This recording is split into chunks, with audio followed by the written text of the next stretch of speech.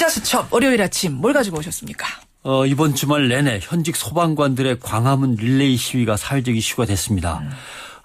이 시간에도 한번 다룬 적이 잠깐 있었죠. 사실은 이 이슈를 사회적 이슈로 끌어올리는데 저희 인터뷰가 큰 몫을 했습니다. 소방 장갑을 소방관들이 직접 사야 된다고? 직구를 한다. 이게 네. 말이나 되는 이야기인가라는 인터뷰를 저희가 했거든요. 네. 정부가 국가 개조 시책 중에 하나로 국가 안전처를 만든다는 거 아닙니까 새로? 네, 예. 여기에 이제 소방방재청을 없애버리면서 그 조직을 다 여기다 이제 흡수시킨다. 그렇죠. 이렇게 얘기가 나왔습니다. 그렇죠. 소방총수를 오히려 또 강등하는 입법안을 이제 예고하면서 생긴 일이죠. 판단하시기에 이게 적절한 구조개혁이라고 보시나요? 그동안 지적돼 온 거는 왜 소방장갑을 소방관들이 직접 사야 되며 인터넷을 뒤져가지고 자기가 착용할 개인 장비들을 싼 값으로 어떻게든 헐값으로 해서 사야 되는가. 이제 그 문제는 예.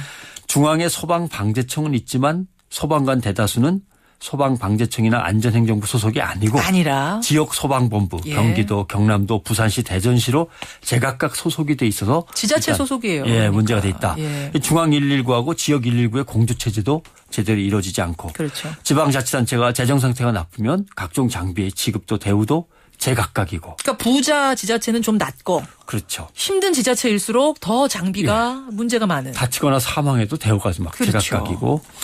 장갑 보급률 보니까 진짜 81%더군요. 그나마 17%는 낡아서 못 쓴다고 합니다. 예. 장갑이 낡으면 어떻게 되냐. 불길 속에서 장갑이 녹아버리는 거죠. 그리고 손을 보호 못하는 거죠. 이건 뭐 해지니까. 기본이죠, 기본. 헬멧도 하나씩 숫자로는 맞는데 예. 4분의 1은 낡아서 이것도 제대로 못 쓴답니다. 그렇죠. 그 건물 무너지면서 뭐라도 부딪히면은 헬멧이 튼튼해야 되는데 낡은 헬멧 갖고는 안 되는 거죠. 네. 그러니까 아쉬운 소방관들이 사비를 털어서 장갑을 사서 쓰고 예. 소방관들의 부인들이 인터넷을 뒤지면서 혹시 싸게라도 남편의 보호를 위해서 뭐 또 살 거 없나 이렇게 뒤져야 되는 이런 상황인 거죠. 그러니까요. 산소 마스크, 보조 마스크, 방화 두건, 방화복 다 마찬가지였습니다. 예.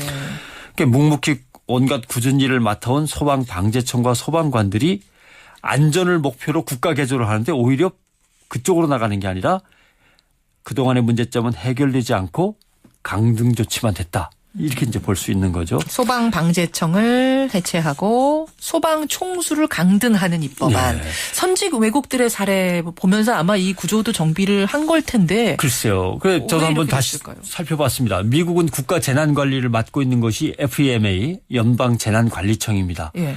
미국 국토안보부 기관인데 지방정부나 주정부가 소방본부는 운영을 하지만 여기에서 처리하기 힘든 재난에 대응하거나 지역의 전문가를 지원하거나 대형 장비를 지급하거나 이런 것들은 이제 이 연방재난관리청에서 하는 거죠. 예.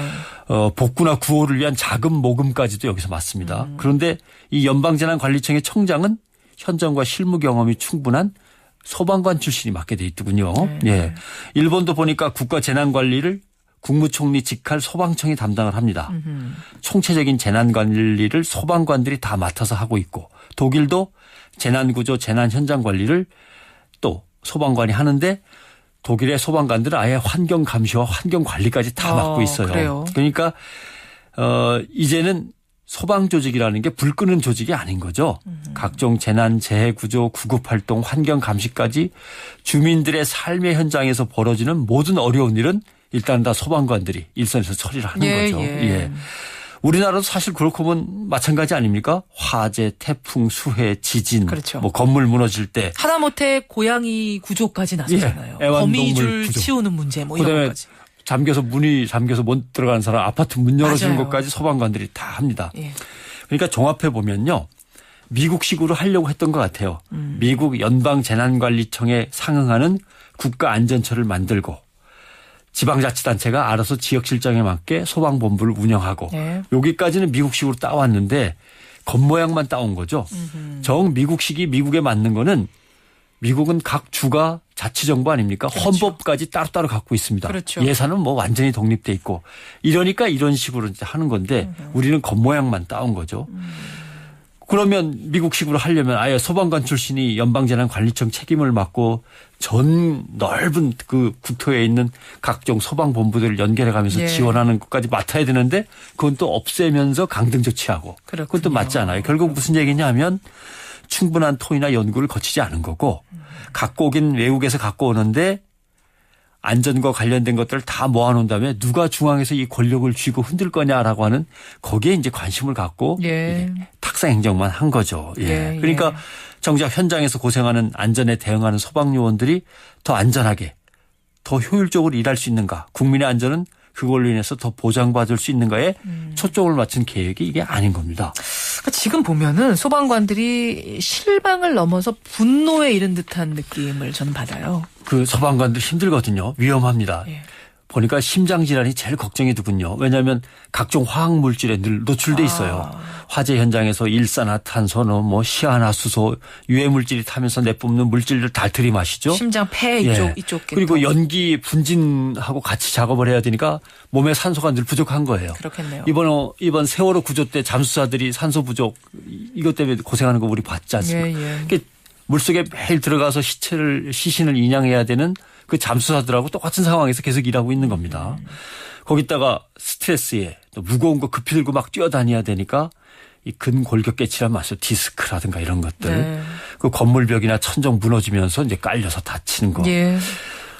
이런 걸로 볼 때는 소방관들이 분노할 수밖에 없겠다라고 심정적으로 이해가고요.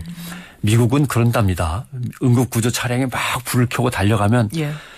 가서 아무 사고 없이 재난에 빠진 사람들을 구해내기를, 그리고 소방관들이 안전하기를 시민들이 기도하면서 빌어준다고 해요. 소방 영웅이라고 하잖아요. 예. 근데 우리는 노예 소방이라고 부르죠. 노예 소방. 왜냐하면 이제 옛날 로마 시대에는 노예를 소방관들로 데려다 썼대요. 그럼 노예를 대접을 했겠어요. 그러니까 그러네요. 우리 그 역사에서 나온 말인 것 같습니다. 노예 소방.